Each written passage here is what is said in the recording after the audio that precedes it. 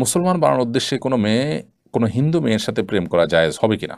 আমাদের সমাজে অনেকেই বলতে শোনা যায় কেরোসিন তেল নাপাক। এই কথার বাস্তবতা কতটুকু? কেরোসিন তেল কি আসলে নাপাক? কাউকে ঋণ দেওয়ার পর যদি পরিশোধ করতে না পারে, তাহলে নিজের জাকাতের টাকা প্রদান করে তার কাছ থেকে ঋণের পাওনা টাকা নেওয়া যাবে কিনা? ইমাম সাহেব হারামের সাথে জড়িত, এই কথা জানার পরও তার পিছনে ইক্তেদা করে নামাজ পড়ে নামাজ হবে কিনা? আমি পুলিশে চাকরি করি, অনেক সময় নামাজ পড়ার সুযোগ হয় না, অফিসারের চাপ থাকে, সবাই বলে ডিউটি করলে নামাজ হয়ে যাবে, এটা কতটুকু সত্য? কোনোভাবে অন্তর নরম হয় না, মন থেকে কোনো কিছুই করতে পারি না, মোনাজাতেও কান্না আসে না, ইস্তেগফার পড়ি তাও কোনোভাবে অন্তর নরম হয় না, করণীয়? বাবা যদি শরীয়ত বিরোধী কাজে লিপ্ত থাকেন, পরিবারের কথা না শোনেন, এক্ষেত্রে সন্তানের করণীয় কি?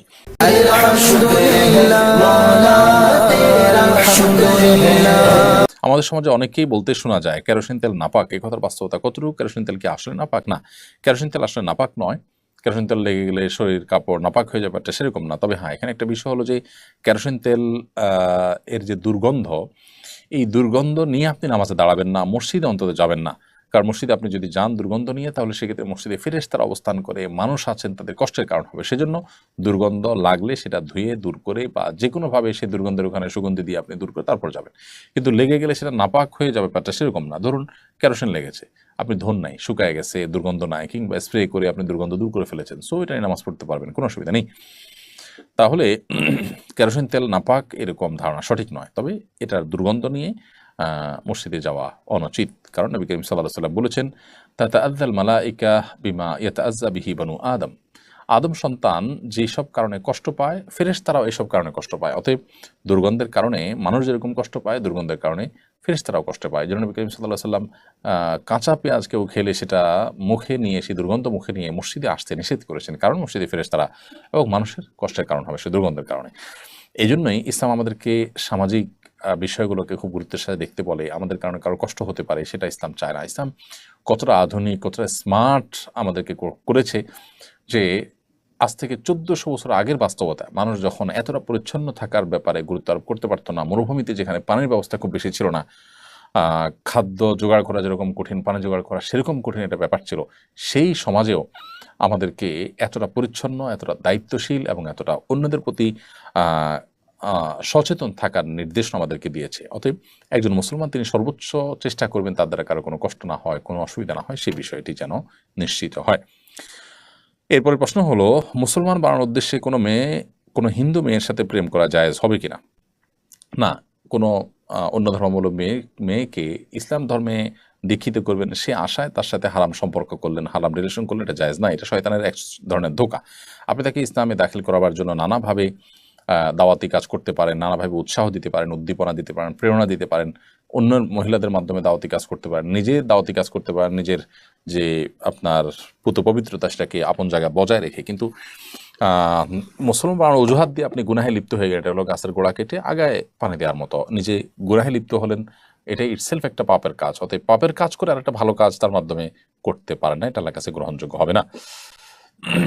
এরপরে ফ্লোরাল মন এআইডি থেকে আপনি লিখেছেন, কেউ যদি নামাজ পড়া অবস্থায় মারা যান, তখন তো সে পবিত্র অবস্থায় থাকে, তাহলে সে অবস্থায় কি তাকে দাফন করা যাবে, নাকি তাকে আবার নতুন করে গোসল দিতে হবে? এরপরে ফ্লোরাল মন এআইডি থেকে আপনি লিখেছেন, কেউ যদি নামাজ পড়া অবস্থায় মারা যান, তখন তো সে পবিত্র অবস্থায় থাকে, তাহলে সে অবস্থায় কি তাকে দাফন করা যাবে, নাকি তাকে আবার নতুন করে গোসল দিতে হবে? কেউ যদি নামাজ অবস্থায় মারা যান, তো আলহামদুলিল্লাহ এটা ভালো, প্রশংসনীয় বিষয়। কিন্তু এর মানে এই না যে তাকে গোসল দিতে হবে না। দাফনের জন্য আলাদা গোসল দেওয়ার নির্দেশনা রয়েছে, শরীর পাক থাকুক অথবা নাপাক থাকুক। নাপাক থাকলে তো বটেই, এমনকি সাধারণ পাক অবস্থায় ও উযু অবস্থায় যদি কেউ মারা যায়, তারপরেও তাকে গোসল দিতে হবে। এটা কাফন দাফনের অংশ, সেই হিসাবে গোসল দিতে হবে। এটা তিনি অপবিত্র তাই পবিত্র করা হচ্ছে, এটি জরুরি না।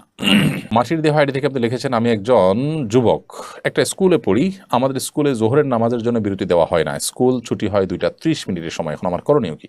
2টা 30 জোহরের ওয়াক্ত কোনো কোনো মৌসুমে থাকার কথা থাকে, আপনি তখনও নামাজ পড়ে ফেলতে পারেন। এত হলে আপনি একা হলে একাই ছুটি নেবেন টিচার থেকে, এবং প্রতিষ্ঠানে জোহরের নামাজের জন্য ছুটি আদায় করে নেওয়ার জন্য মুসলিম শিক্ষার্থীদেরকে নিয়ে আপনি প্রশাসন, আপনার কর্তৃপক্ষ তাদের উপরে জোর দাবি জানাবেন এবং এটা আদায় করে নেবেন। প্রয়োজনে আপনার শিক্ষা প্রতিষ্ঠান পরিবর্তন করবেন, সুইচ করবেন। কিন্তু তাই বলে ফরজ নামাজের ব্যাপারে ছাড় দেওয়ার সুযোগ আসলে মুসলমানের কিন্তু নেই। MS মোকাররম লিখেছেন, বাবা যদি শরীয়ত বিরোধী কাজে লিপ্ত থাকেন, পরিবারের কথা না শুনেন, এক্ষেত্রে সন্তানের করণীয় কি? সন্তান বাবাকে বোঝাবেন, অন্য কাউকে দিয়ে বোঝাবার চেষ্টা করবেন, আল্লাহ তাআলার কাছে দোয়া করবেন। তাও যদি না হয়, বাবার সাথে দুর্ব্যবহার করবেন না। আল্লাহ সুবহানাহু ওয়া তাআলা এই ব্যাপারে আমাদেরকে সতর্ক করেছেন যে আমরা বাবার কল্যাণ কামনা করব, বাবার প্রতি সদাচরণ করব, কিন্তু দুর্ব্যবহার আমরা করতে পারি না। এমদাদুল্লাহ মারজান আপনি লিখেছেন, কাউকে ঋণ দেওয়ার পর যদি পরিশোধ করতে না পারে, তাহলে নিজের জাকাতের টাকা প্রদান করে তার কাছ থেকে ঋণের পাওনা টাকা নেওয়া যাবে কিনা? কাউকে ঋণ দেওয়ার পর যদি আপনি পরিশোধ করতে না পারেন, তাহলে সেক্ষেত্রে ঋণ দেওয়ার পর কাউকে ঋণ দেওয়ার পর যদি পরিশোধ করতে না পারে, হ্যাঁ বুঝতে পেরেছি, আপনি ঋণ দিয়েছেন, তিনি আপনাকে পরিশোধ করতে পারছেন না, গরিব অভাবী হয়ে গেছেন, তখন আপনি তাকে জাকাতের টাকা দিতে পারেন। জাকাতের টাকা দেওয়ার পর এবার তার কাছ থেকে আপনি আপনার ঋণের টাকাটা বুঝে নিতে পারেন, অসুবিধা নেই। এমডি শান্ত ইসলাম সুমন লিখেছেন, কোনোভাবে অন্তর নরম হয় না, মন থেকে কোনো কিছুই করতে পারি না, মোনাজাতেও কান্না আসে না, ইস্তেগফার পড়ি তাও কোনোভাবে অন্তর নরম হয় না, করণীয় কি? আল্লাহ মাফ করুন। অন্তর শক্ত হয়ে যাওয়ার, কঠোর হয়ে যাওয়ার অনেক কারণ আছে। কখনো কখনো নিজের পাপাচার করতে করতে মোহর মেরে দেওয়া হয়। এই জন্য পাপের পরিবেশ থেকে সরে আসা, সকল পাপ থেকে সরে আসার জন্য সংগ্রাম করা এবং কান্না না আসলে কান্নার ভান করা, এটি খুবই গুরুত্বপূর্ণ। ফাইল্লাম তাবকু ফাতাবাকু, যদি তোমাদের কান্না না আসে তাহলে সেক্ষেত্রে তোমরা কান্নার ভান করার, কান্নার চেষ্টা করো অন্তত। আর দ্বিতীয়ত হলো কোরআন কারীমের আয়াত সুন্দর করে তেলাওয়াত করা, অর্থ বুঝে বুঝে পড়া, গবেষণা করা, এটি অন্তর বিগলিত হওয়ার একটি অন্যতম কারণ। আল্লাহ নেককার এবং মুত্তাকি পরহেজগার বান্দা যারা আছেন, সে সমস্ত মানুষদের সোহবত এবং সান্নিধ্যে থাকলেও অন্তর বিগলিত হয়, নরম হয়, সেটিও অন্তর নরম হওয়ার একটি কারণ। আর রাফিউল তানিম আপনি লিখেছেন, আমি পুলিশে চাকরি করি, অনেক সময় নামাজ পড়ার সুযোগ হয় না, অফিসারের চাপ থাকে, সবাই বলে ডিউটি করলে নামাজ হয়ে যাবে, এটা কতটুকু সত্য? ডিউটি করলে নামাজ হয়ে যাবে এটা একেবারেই ভুল কথা, মিথ্যা কথা। আপনি একজন মুসলিম হিসেবে আপনাকে সময়মত নামাজ অবশ্যই পড়তে হবে। ইন্না সলাতা কানাত আল মুমিনিনা কিতাব মাওকুতা, নিশ্চয়ই ইমানদারদের জন্য সালাতকে আল্লাহ তাআলা নির্দিষ্ট সময় পড়াটাকে ফরজ করে দিয়েছেন। বিধায় আপনি দুনিয়াবি ডিউটি করলে না নামাজ আদায় হয়ে যাবে, এটি একেবারে মূর্খতা সুলভ, অজ্ঞানতা সুলভ কথা। নামাজের দায় থেকে আপনি মুক্ত হবেন না, আপনাকে নামাজ আদায় করতে হবে ঠিকই। যদি নামাজ আদায় করতে না পারেন, নিয়মিত আপনার এই অসুবিধা হয়, তাহলে আপনি সে চাকরি ছেড়ে দিতে হবে আপনাকে। হালাল রুজির জন্য, বেঁচে থাকার জন্য মানুষ অনেক উপায় অবলম্বন করতে পারে, কিন্তু নামাজের কোনো বিকল্প কিন্তু নেই, অতএব আপনাকে আদায় করতে হবে। এমডি হাফেজ সজীব ইমাম লিখেছেন, ইমাম সাহেব এহরামের সাথে জড়িত, ইমাম সাহেব হারামের সাথে জড়িত, এই কথা জানার পরও তার পিছনে ইক্তেদা করে নামাজ পড়লে নামাজ হবে কিনা? নামাজ হয়ে যাবে, কিন্তু যদি এর চাইতে ভালো ইমাম পান, কোনো মসজিদের আশেপাশে, তার কাছে নামাজ পড়তে পারেন, তার পিছনে নামাজ পড়তে পারেন। আর সাধারণত এই ধরনের ইমাম যিনি হারামের সাথে জড়িত, তাকে মসজিদ কর্তৃপক্ষ তাকে বাদ দেওয়া, ভালো ইমাম তার জায়গায়, বিশেষ করে প্রকাশ্যে গুনাহে লিপ্ত এরকম মানুষকে বাদ দেওয়া তাদের কর্তব্য, এবং তাকে বাদ দেওয়ার জন্য মুসল্লিগণ চাপ সৃষ্টি করতে পারেন, করা উচিত তাদের। বাট নামাজ যদি পড়ে ফেলেন, তার পেছনে নামাজ আদায় হয়ে যাবে।